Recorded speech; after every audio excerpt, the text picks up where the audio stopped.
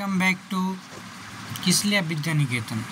आज हम लोग पढ़ने जा रहे हैं क्लास 8 का पहला अध्याय जिसका नाम है फसल उत्पादन एवं प्रबंधन तो आज हम लोग फसल उत्पादन एवं प्रबंधन चैप्टर पढ़ेंगे। देखिए, सबसे पहला पॉइंट है फसल किसे कहेंगे। सबसे पहला यही जानना है हमको कि फसल किसको कहते हैं। देखिए, कहता है कि जब एक ही प्रकार के पौधे किसी स्थान पर बड़े पैमाने पर उगाया जाता है।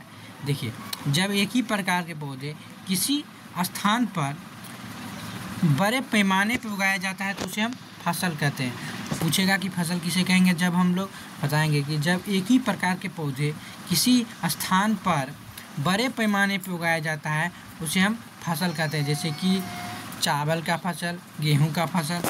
ठीक है, यहाँ तक समझ में आ गया होगा। तो नेक्स्ट आगे बढ़ते हैं। चलिए, देखिए, फसल दो प्रकार का होता है। फसल कितने प्रकार होता है? दो प्रकार के, मुख्य रूप से दो ही प्रकार का होता है। एक होता है खरीफ फसल, एक होता है रबी फसल। देखिए, तो खरीफ फसल किसको कहेंगे? कह रहा है कि वे फसल जिन्हें वर्षा ऋतु में बोया जाता है। देखिए, जिस प्रकार की वर्षा ऋतु में हम लोग जिस फसल को बोएंगे उसको कौन सा फसल कहेंगे? खरीफ फसल कहेंगे। भारत में वर्षा ऋतु में सामान्य जून से सितंबर तक, देखिए भारत में जून से सितंबर तक के वर्षा ऋतु होता है और उसमें हम लोग धान रोपते हैं, सोयाबीन रोपते हैं, मक्का रोपते हैं, कपास रोपते हैं, मूंगफली रोपते हैं इत्यादि इसी प्रकार के हम लोग रोपते हैं। देखिए, तो फिर से समझते हैं, खरीफ फसल किसको कहेंगे? वे फसल जो वर्षा ऋतु में बोया जाता है और उसे खरीफ फसल कहते हैं। अब देखिए कि भारत में वर्षा ऋतु कब से कब आता है? जून से सितंबर तक वर्षा होता है और बढ़िया से वर्षा होता है और धान इसमें रोपते हैं, सोयाबीन रोपते हैं, मक्का रोपते हैं, मूंगफली इत्यादि। अगला देखते हैं रबी फसल। देखिए, रबी फसल किसको कहेंगे?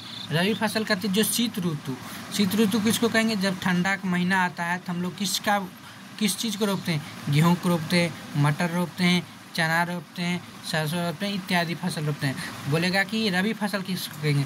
शीत ऋतु में उगाए जाने वाले फसलें को रबी फसल कहते हैं। आप उदाहरण में देख सकते हैं, गेहूं को, मटर को, चना को हम लोग रबी फसल कहते हैं क्योंकि ये शीत ऋतु में लगाया जाता है। शीत ऋतु कब से कब तक आता है? दिसंबर से शुरू हो जाता है। चलिए अगला देखते हैं, कृषि पद्धति किसको कहेंगे? कहता है कि फसल उगाने के लिए किसान जो क्रियाकलाप करते हैं उन क्रियाकलापों को कृषि पद्धति कहते हैं। देखिए, जब किसान फसल उगाने के लिए जितना भी क्रियाकलाप करते हैं उसको हम कहते हैं कृषि पद्धति। कोई पूछेगा आपको कृषि पद्धति क्या किसे कहते हैं? आप लोग कहेंगे क्या कि फसल उगाने के लिए किसान जो भी क्रियाकलाप करता है उन क्रियाकलापों को कृषि पद्धति कहते हैं। क्या कहते हैं? कृषि पद्धति कहते हैं। ठीक है, यहाँ तक समझ गए होंगे। चलिए आगे बढ़ते हैं। देखिए, सबसे पहला है मिट्टी तैयार करना। सबसे पहला क्या है?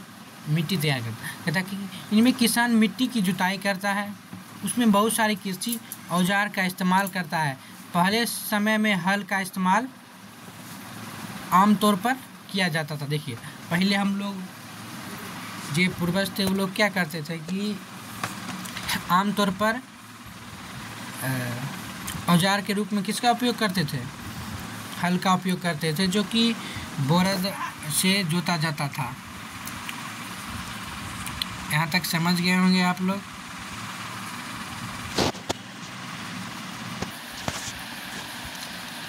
देखिए, मिट्टी तैयार करते हैं। देखिए, करते हैं, पहले के समय में हल का इस्तेमाल करते थे, आमतौर पर किया जाता था। इनमें एक लोहा, आप लोग हल को देखे होंगे, नहीं तो देखे होंगे तो आप किसी से पूछ सकते हैं कि हल किस प्रकार काम करता था। आज के समय में मिट्टी में कल्टीवेटर लग के तैयार किया जाता है। ट्रैक्टर से जो आप लोग अभी खेत का जुताई होता है ट्रैक्टर से होता है। आप लोग ट्रैक्टर तो देखे होंगे। देखिए, इस प्रकार की संरचना होता है, यहाँ पर लगा होता है जिससे हम खेत जोतते हैं और इसी से किसान लोग अपना काम करते हैं। अगला है बुआई। कहता है कि बुआई किसको कहेंगे? कहेंगे कि इनमें किसान अच्छे बीज का चयन करता है। देखिए, दुकान से लाया जाता है, अच्छा बीज खरीदा जाता है और बुआई में सभी किसान हालांकि कल्टीवेटर का इस्तेमाल करता है।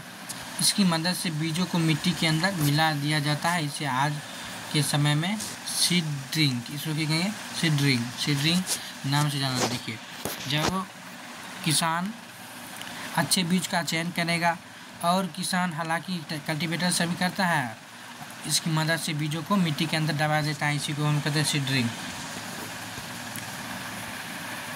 कहते हैं। इसको क्या कहेंगे, सीडरिंग के नाम से जानते हैं।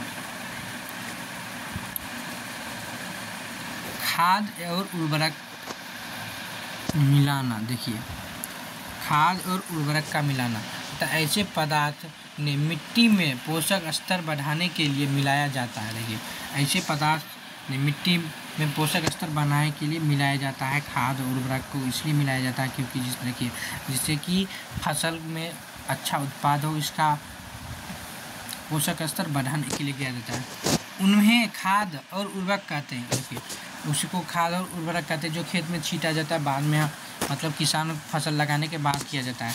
खाद आमतौर पर हम गोबर, मानव अपशिष्ट एवं पौधे के अवशेष से विघटन से प्राप्त करते हैं। देखिए, खाद हमें आमतौर पर गोबर से, मानव अपशिष्ट से, पौधे के अवशेष के विघटन से प्राप्त होता है। जबकि उर्वरक फैक्ट्री में तैयार किया जाता है। देखिए, खाद हम लोग जो गोबर उबर होता है, मानव अपशिष्ट होता है, किसी चीज़ से मिलता है, लेकिन जो उर्वरक होता है, उर्वरक फैक्ट्री में तैयार होता है। कहाँ पर होता है, फैक्ट्री में होगा। उर्वरक से मिट्टी को ह्यूमस नहीं मिलता, जबकि खाद से मिट्टी को प्रचुर मात्रा में ह्यूमस मिलता है। देखिए, कहता है कि उर्वरक से मिट्टी को ह्यूमस नहीं मिलता है। उर्वरक क्योंकि फैक्ट्री में बनता है और ये अच्छा नहीं होता है। और ह्यूमस मिलता है किससे, जब खाद से मिलता है, जो हम लोग खुद से खाद बनाते हैं या गोबर से मिलता है, उसे मिट्टी को प्रचुर मात्रा में ह्यूमस देता है। कहते हैं कि सिंचाई किसे कहते हैं, पूछेगा कोई। जैसे अगला है सिंचाई। क्या है सिंचाई? देखिए, किसान पौधे को पानी देने के लिए बहुत सारे स्रोतों का इस्तेमाल करते हैं। देखिए, किसान जो है अपना पौधों को पानी देने के लिए बहुत सारे स्रोतों का इस्तेमाल करते हैं। इसे हम सिंचाई के नाम से जानते हैं। देखिए, जब किसान लोग अपने पौधे में पानी देता है, उसको हम क्या कहते हैं, सिंचाई के नाम से जानते हैं या सिंचाई करते हैं। सिंचाई के मुख्य स्रोत कुआं, तालाब, ट्यूबवेल इत्यादि हैं। सिंचाई की दो आधुनिक विधियां छिड़काव और तंत्र और ड्रिप तंत्र हैं।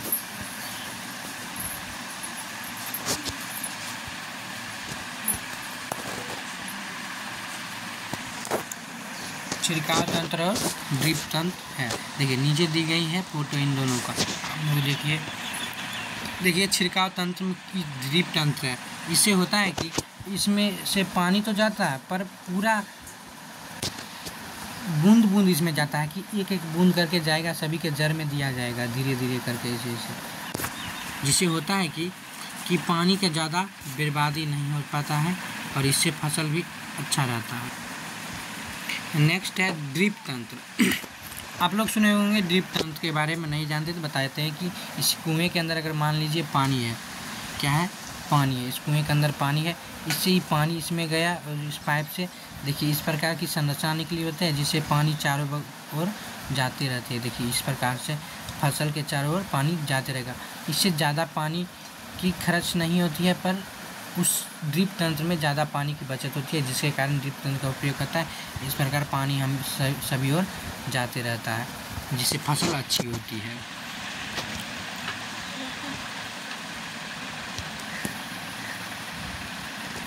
देखिए, इसको कहते हैं ड्रिप तंत्र। इसको क्या कहेंगे, ड्रिप तंत्र। इसे ड्रिप मतलब है बूंद बूंद, तो बूंद बूंद से इसमें देंगे। और अब देखिए, इसको कहते हैं छिड़काव तंत्र। इसको कहते हैं छिड़काव तंत्र, मतलब ये छिड़क देता है, इसे पानी करके सभी जगह भेजते रहता है। देखिए, नेक्स्ट है खरपतवार से सुरक्षा। खरपतवार से सुरक्षा। खेत में कुछ फसल के अलावा अवांछित पौधे उग जाते हैं। देखिए, खरपतवार किसको कहेंगे, खेत में कुछ फसल के अलावा अवांछित पौधे उग जाते हैं उन्हें हम खरपतवार कहते हैं। देखिए अपना मन से उग जाएगा उसको हम खरपतवार कहेंगे। खरपतवार हटाने की प्रक्रिया को निराई कहते हैं। आपको पूछेगा कि निराई किसे कहते हैं, इम्पोर्टेंट ये भी हो सकता है कि पूछेगा कि निराई किसको कहेंगे, तो हम निराई कहेंगे कि खरपतवार को हटाने की प्रक्रिया को निराई कहते हैं। हम कुछ रसायनों का प्रयोग भी खरपतवार को नियंत्रित करने में करते हैं। देखिए कुछ ऐसे भी रसायन हैं जिससे खरपतवार को नाश करने में करते हैं, जिन्हें हम खरपतवार नाशी कहते हैं। देखिए खरपतवार को नाश करने के लिए जो उपयोग में आता है उसको खरपतवार नाशी के नाम से जाना जाता है। नेक्स्ट है कटाई। देखिए कटाई किसको कहेंगे, जब फसल क्या होता है कि जब फसल तैयार हो जाता है तो उसे हम काटता है। देखो कहता है कि जब फसल तैयार हो जाता है तो उसको काटा जाता है, जिससे हम कटाई कहते हैं। देखिए जब फसल उग जाता है तो उसको काटते हैं, उसे हम कटाई कहते हैं। हम फसल काटने के लिए हार्वेस्टर का इस्तेमाल करते हैं।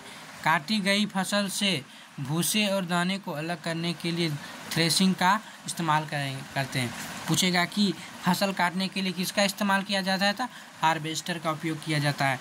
पूछेगा कि भूसा और दानों को अलग करने के लिए किसका उपयोग करा जाता है, थ्रेशिंग का उपयोग किया जाता है, के नाम से जाना जाता है। उस थ्रेशिंग उस मशीन को कहते हैं।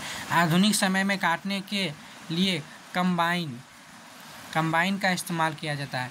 देखिए आप लोग जानते होंगे कि कंबाइन क्या करता है। कंबाइन क्या करता है कि देखिए एक फसल लगा हुआ है, देखिए इस प्रकार फसल लगा हुआ होता है, इसमें फसल लगा हुआ है, ठीक है, मानिए कुछ चीज़ का फसल लगा हुआ है, मान लो सरसों का है इसे, हाँ, इसमें कंबाइन लगाया जाता है। उस कंबाइन क्या करता है कि काटते जाता है और सरसों अलग कर देता है और उसका भूसा अलग फेंक देता है, सरसों अलग, इसको कहते हैं कंबाइन। और इसी मशीन से अभी इस्तेमाल किया जाता है। अगला है भंडारण। देखिए नेक्स्ट है भंडारण। भंडारण किसको कहेंगे, फसल की प्राप्ति होने के बाद उसे सुरक्षित रख दिया जाता है, जिसे हम भंडारण कहते हैं। भंडारण में हम चूहे से कीटों से फसल की सुरक्षा करनी पड़ती है ताकि उसको खाने के लिए बचाया जा सके। देखिए हम लोग जब काट के लाते हैं, सब फसल ला लेते हैं घर में, तो उसको सुरक्षित रखने के लिए उसमें दवा मिला के रखिए, चाहे जिस प्रकार रखना है रख दीजिए। उससे चूहों से बचाना है उसको और कीट पतंगों से बचाना है ताकि कुछ ख़राब ना हो जाए और जिसे हम खा सकें। अगला तो आपका चैप्टर यहीं पर ख़त्म हो गया। आपका ये चैप्टर बहुत ही महत्वपूर्ण और बहुत ही अच्छा गया। आप लोग चाहिए तो इसका नोट्स आप लिखते चल जाइए और ये आपका हो गया चैप्टर एंड हो गया। तो चलते हैं नेक्स्ट वीडियो में मिलते हैं, तब तक के लिए थैंक यू। इस वीडियो को देखने के लिए लाइक कर दीजिए।